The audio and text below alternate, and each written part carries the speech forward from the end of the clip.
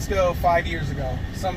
What were your thoughts be if somebody 5 years ago told you that you would actually be a pro wrestler? I would have been ecstatic. Yeah. Back then, people telling me you're not gonna make it, something like that. You didn't have a chance to go to college, get a degree, spend your money on college. I mean, I lasted 2 years in college, maybe. Yeah. Came out, I tried wrestling once with Jeremy when we first started. Trained for 2 days, he got hurt, and we didn't go back until this year. Oh, really? And then we got thrown into VIPs. That's when everything started. I mean, I would have found a way eventually. Yeah. But I wouldn't be doing it right now, probably. What inspired you to do this? Like, what made you want to do this? I've watched it since I was young. My grandparents, well, my grandma never watched it. My great-grandma watched it. My great-grandpa watched it. They were big. My grandfather got me into it when I was young. My mom named me after Shawn Michaels, so I didn't really have a choice. I mean, I was born 15 days after his WWE title win at WrestleMania 12. What are your thoughts, like, either 5 years ago or even now? Like, what are your thoughts on performing in your hometown? I never personally thought I would get a chance to wrestle in 10 years, but now that it's coming up, I don't know if I'm nervous or I'm excited or I got butterflies or what it is. Even when we first talked about it, when I first saw the post on Facebook, it was back in January, I was sitting at a basketball game. What has been your toughest challenge from day one, the day you decided to start doing this, till right now sitting in this limo? The toughest challenge would be people saying you're too big sometimes. Maybe the weight kind of throws a monkey wrench into everything a little bit. But then you see people like Kevin Owens and stuff that are coming up, Bray Wyatt, that they all got the weight to them a little bit, and me seeing what they can do in the ring and kind of inspires me a little bit. I know I'm not going to be Shawn Michaels. Right. I'd love to perform like him. I'm not going to have the body like him. I mean, then you see someone like Strowman. I mean, I'm not 7 foot tall, but I can throw people around in there if I have to.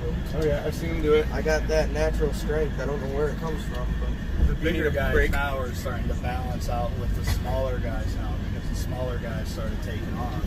Yep. And now you see the bigger guys coming into this, and they're like, they're starting to come back a little bit. Right. They want to take over. Talk to me about VIP. You touched on it. I know that Kinger's the one that pulled you guys back into the business. So, I mean, you're riding around in a limousine. Yeah. So, talk to me about VIP. I mean, at first I didn't really fit the mold for VIP. You know, we come out in our dress vests and our dress pants and all that.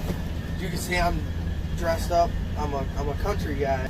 But when he gave us that idea to be VIP, it just something about it, something about how he pulls us together as the leader of the group, kind of gets us going. Yeah.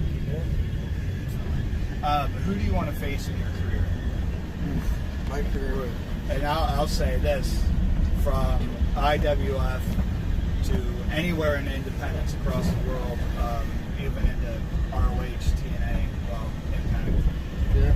So, starting in IWF, I know we're teammates. I'd love to work Jeremy and Kane. I'd love to work them. That's kind of why that's why you start wrestling, right? Yeah. You know, to be a tag team and then to beat up your best friend. So I know I've had a match with Ron. I'd like to work Ron Falco one-on-one sometime. Yeah. That'd be nice. I think we could actually pull something up, do something good. Man, if Vinny Moon and I one-on-one.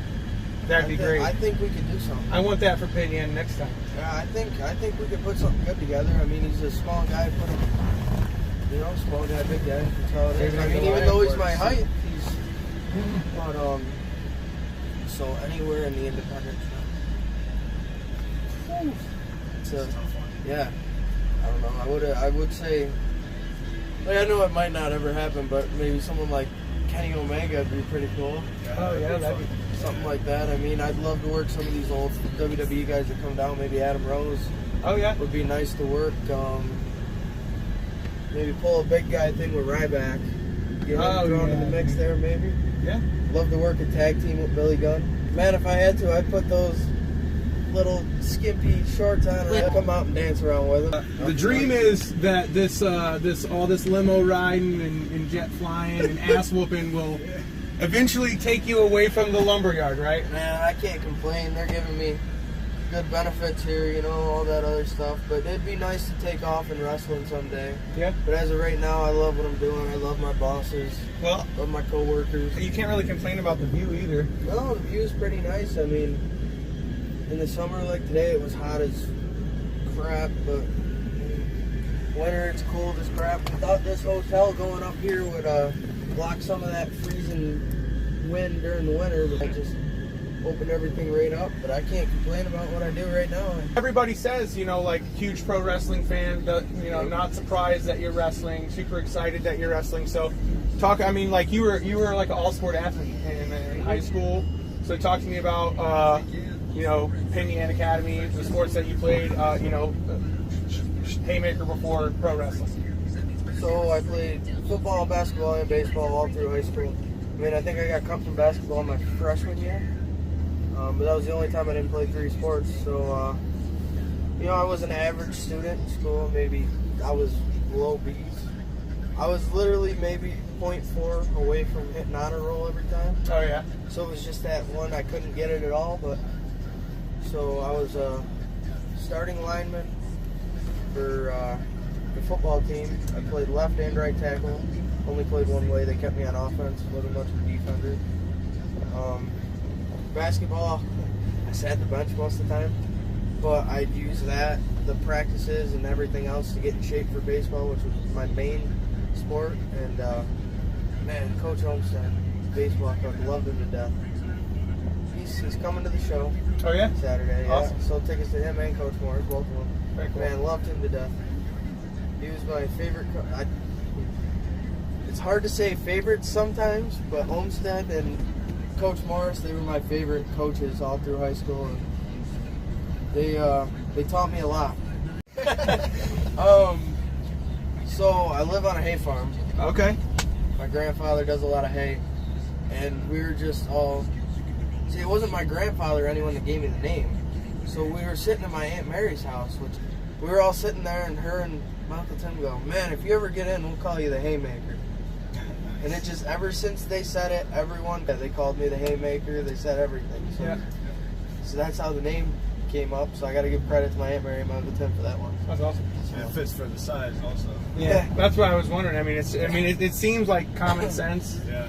But I'm just making sure. I'm glad I asked because the hay farm thing, that's definitely cool. Yeah. I mean, it goes along with the story and the gimmick, so to speak. Maybe not the VIP gimmick. Yeah, not the VIP, but the Haymaker. The rugged and refined. Haymaker. You can see I'm just a cut-off blue jeans, cowboy boots type kid. Hey man, you're from That's all I am. Pinyan, I'm from America. Pinyan, yeah. I don't listen to rap. I don't listen to pop. You put that country music on my radio. I mean, That's right. He hung out with us at our country show with Rex Atkins. Rex Atkins will be there.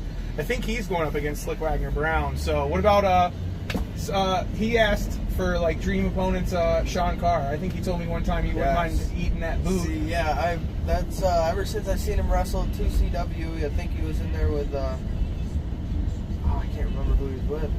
It was a triple threat. I think it might have been Eddie Edwards. I want to say it was either him or Triple threat TCW, was it Cody Rhodes and Eddie Edwards? no, I think it was him, someone else, and then it was either Seidel or it was Eddie Edwards. I can't remember who it was, but I saw him hit that super kick once, and man, I gotta work him. I want to eat the super kick just once, see what it feels like. Yeah, like the boot versus the fist, you know, the super kick versus the haymaker. Yep. And so is that going to be? We saw the Superman punch. Is that the official haymaker? So I threw a Superman punch last week, practically knocked a guy unconscious. Yeah. That was impressive. So, I mean, I like Roman. I don't know, people booing. I've always liked that Superman punch, so I said, well, I'm going to start using it. You know, yeah, you want to think of it metaphorically, I'm throwing the haymaker, I guess. Yeah. You want to look at it. I think we just found a name for it. There you go. Well, I mean, I think I'm tapped out. You got anything? I had one, and I don't remember what. You better represent fucking Penny. How important it is for you to win, not just because you're a pro wrestler, you always want the W. How important is it for you to win? You said you'd stop at no end to win in Pinyan. Oh, How yeah. important is it for you to go over in Pinyan? It's very important. I mean, this is my hometown. It's been you.